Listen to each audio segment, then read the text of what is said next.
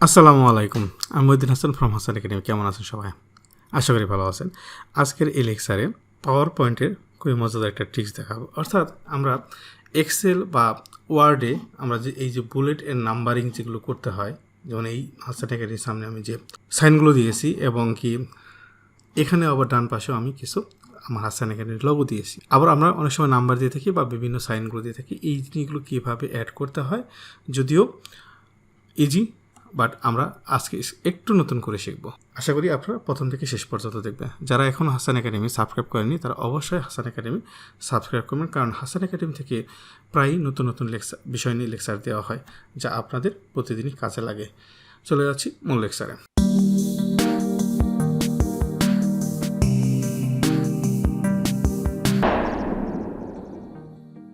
আমাদের এখানে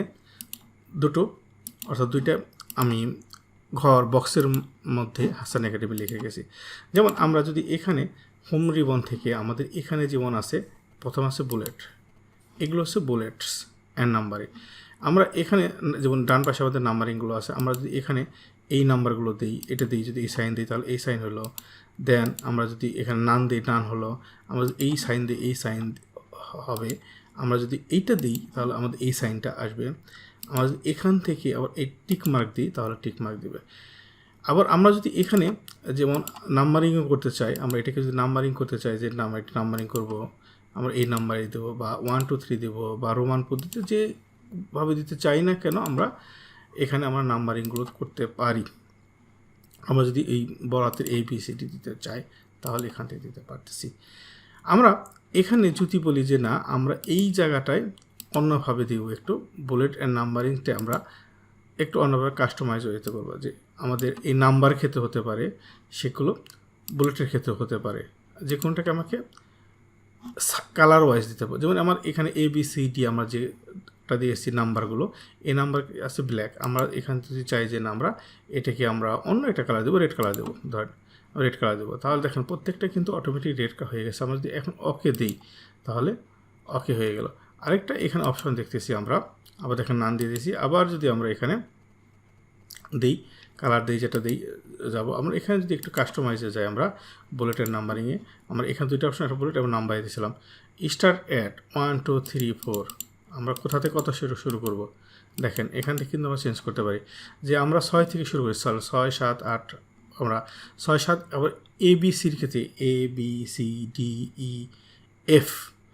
মানে এফটা হচ্ছে 6 নম্বর থেকে শুরু, অর্থাৎ স্টার্ট অ্যাট 6, আমরা যদি এটা কমাই স্টার্ট অ্যাট 5, অর্থাৎ 5 থেকে শুরু হচ্ছে নাম্বারগুলো। আর এখানে সংখ্যাগুলো মানে হচ্ছিল ABCDর যে ওয়ার্ডগুলো আছে, এই ওয়ার্ডের হলো 5 নাম্বার থেকে শুরু। আমরা এরকম যদি কমে দিই, 2তে কী হচ্ছে BCD, তাহলে আমরা এখান থেকে স্টার্ট অ্যাড এখান থেকে শুরু করতে পারি।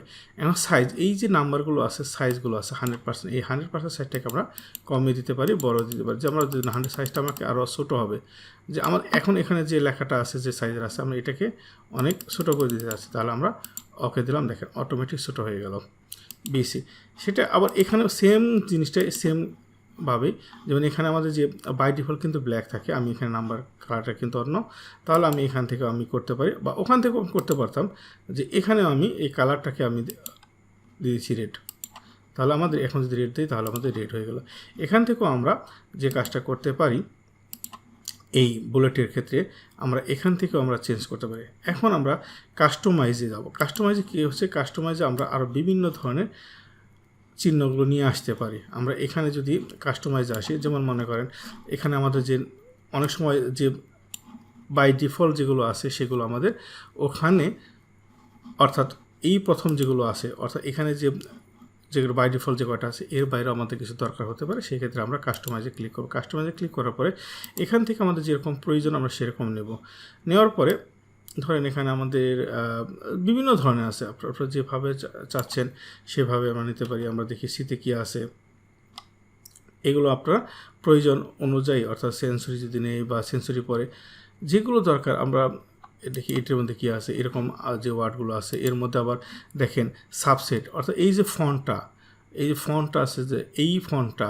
এর আবার সাবসেট কিছু আছে, আমরা দেখতে পারি এখান থেকে এরকম চেঞ্জ করে দেখতে পারি প্রত্যেকটা, যে আমাদের কোন জিনিসটা আমাদের প্রয়োজন আমরা এখান থেকে খুঁজলেই আমরা হয়তো একটু সময় লাগবে, বাট আমরা এখানে থেকে আমরা পেয়ে যাব যে আমাদের একটা দরকার হতে পারে, সেরকম আমরা এখান থেকে আমরা পেয়ে যাব। ম্যাথমেটিক্যাল টার্ম হতে পারে, তো ম্যাথমেটিক্যাল আমরা যে উপর দিকে যদি যাই তাহলে কিন্তু এখানে শো করতেছে ম্যাথমেটিক্যাল বেসিক ল্যাটিন, তারপর ল্যাটিন সাপ্লিমেন্ট, দেন এখানে যে প্রয়োজনটা আছে সেটা আমরা নিতে পারি, অর্থাৎ আমাদের যেগুলো প্রয়োজন সেগুলো আমরা এখান থেকে নিতে পারবো। তারপরে ম্যাথমেটিক্যাল অপারেটর এগুলো আছে, দেন কসমেটিক জিওমেট্রিক শেপ, অর্থাৎ যেগুলো আমাদের দরকার সেখান থেকে আমরা এটা অনায়াসে নিতে পারতেছি।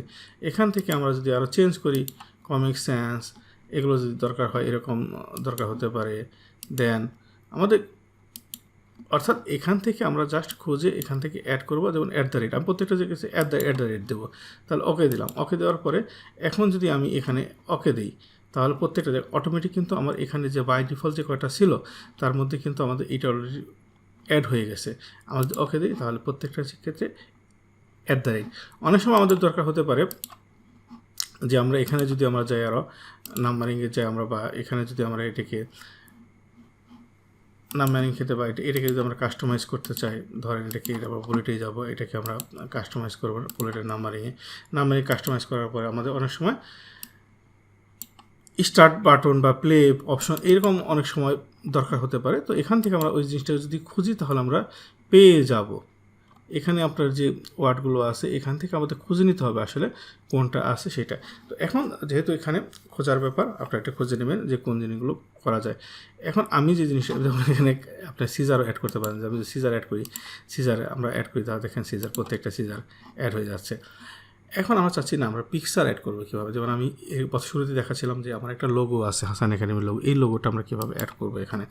ধরেন এখানে থেকে আমরা যে বুলেটের নাম্বারিংয়ে আমরা ক্লিক করলাম, ক্লিক করার পরে এখানে কাস্টমাইজ, আমার নাম্বারে কিন্তু আমরা এই কাস্টমাইজ করতে পারতেছি না, বাট বুলেটেডে আমরা কী করতে পারতেছি, কাস্টমাইজ করতে পারছি। আমরা এখন পিকচার অ্যাড করবো, পিকচারে ক্লিক করার পরে আমার ওই যে লোগোটা, আমি যে হাসান একাডেমির যে লোগোটা আছে সেই লোগোটা কোথায় আছে আমি সেখান থেকে আমি খুঁজে নিয়ে আসবো। ধরেন আমি ই ড্রাইভে আমার ডেস্কটপে যে ফোল্ডার আছে সেখানে আমার হাসান একাডেমির লোগোটা আছে, আমার এখানে হাসান একাডেমির লোগোটা দিলাম, তাহলে দেখেন প্রত্যেকটা যে হাসান, আমি এখানে এই সাইটে আমি আবার ফেসবুকের লোগো দেবো ধরেন।